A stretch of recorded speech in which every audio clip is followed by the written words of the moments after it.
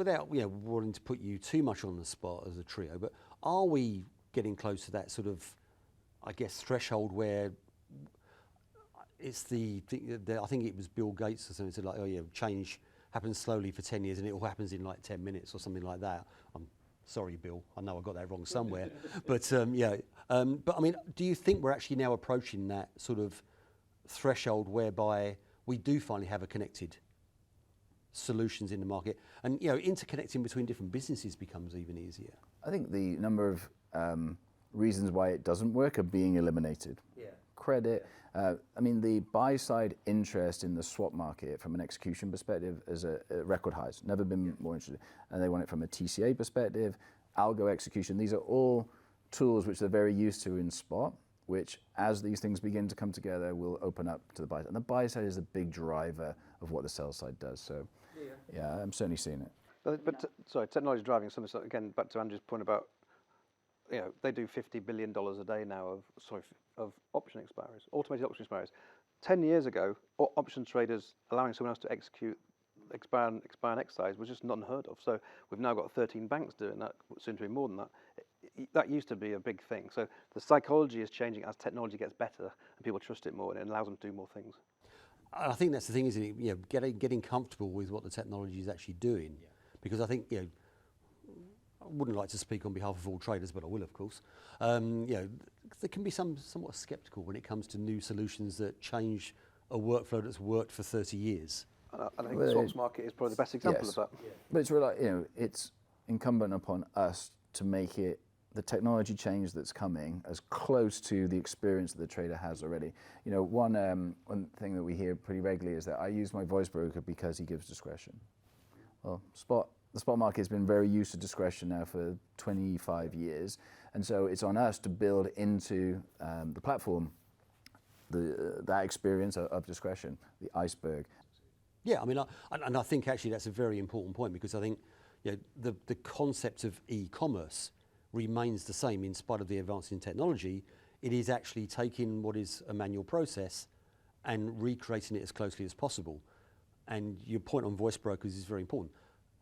I found it fascinating, the last Foreign Exchange Committee's volume surveys.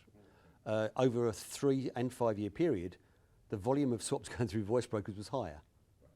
And actually the volume of swaps overall was pretty steady, because everything was, it was all about the world blowing up, etc. So I do see more people open to changing the swaps market structure, but do you think it will be, do you actually think we're now on the cusp where we can actually say, yes, we get it done? I mean, the bank investment in electronic trading on the swap side is at all-time high.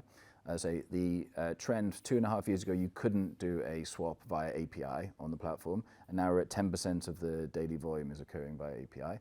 There's many tools you can now buy off the shelf. All the pieces are there. There is a point at which there's no other path for the market, in my view. Yeah.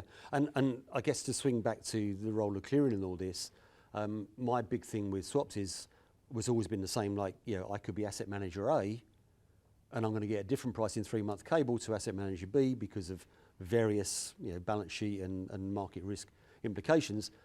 So therefore, there was no real way to actually prove best execution, because there is no standard price for 20 different clients with 20 different credit profiles.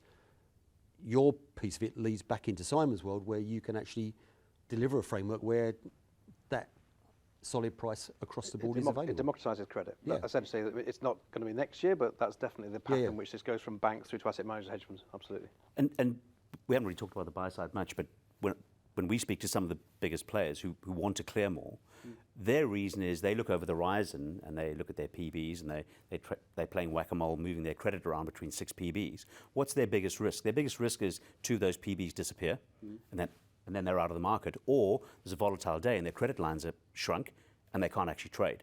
That's a sort of market-ending event for them. So they see clearing as an avenue to effectively allow them to do more business. So that's quite powerful. So they're kind of waiting for us to get a little bit more organized on the swaps side to add the full product suite, and then they're pretty much all in. So does that mean it's starting in the hedge fund world maybe rather than the real money world? Or is the real money world catching up to that? It's both, but they're very different use cases. Yeah. For me, it's, the asset management company is the big consumer of swaps, right? It's a big part of their workflow. So these things are all connected. The fact that we're making it easier for the asset manager to do a full end-to-end process on a daily basis, they need data in which to do that. The data needs to come from the interbank market, and there are products out there which are definitely getting better. Eventually, all of those things will be connected together. Yeah. Quite like the spot market. Yeah. And I guess actually for years there's been, and this has been more on the voice side, I accept it, but there's been a price for cleared and a price for uncleared. In 3-month NDFs, for instance, there will be a different price for someone who's willing to clear. So I guess what we're talking about is actually bringing it together where everybody has that price. Yeah.